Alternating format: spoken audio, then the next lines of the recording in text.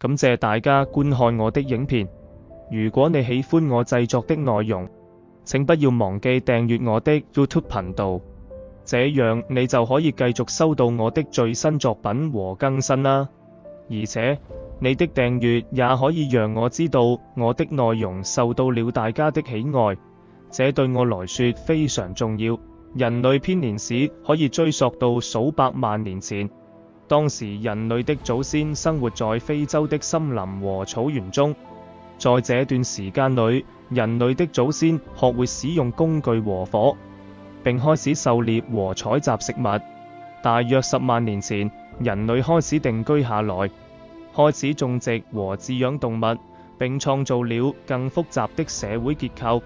在古代，人類發展了許多不同的文化和文明，例如古埃及、古希臘和古羅馬。這些文明對人類歷史和現代社會產生了深遠的影響，包括法律、政治和藝術。中世紀是另一個重要的時期，人類在這個時期創造了許多宗教和哲學體系。這個時期還見證了許多重要的科學發現，例如哥白尼的日心說和達芬奇的創作。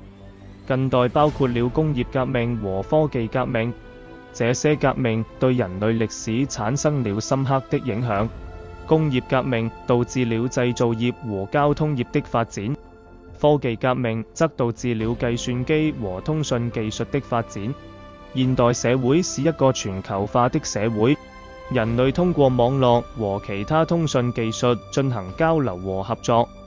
現代社會還面臨許多問題，例如氣候變化、貧困、戰爭和健康問題。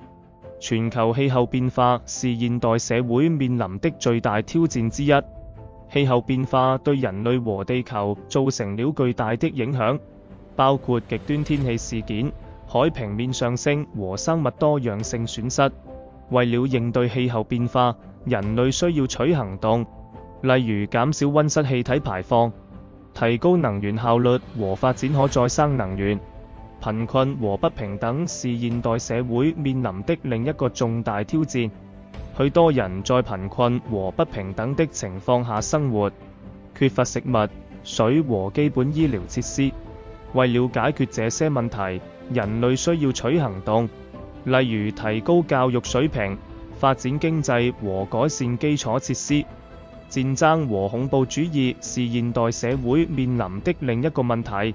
戰爭和恐怖主義對人類和整個社會造成了嚴重傷害，破壞了生活和基礎設施。為了應對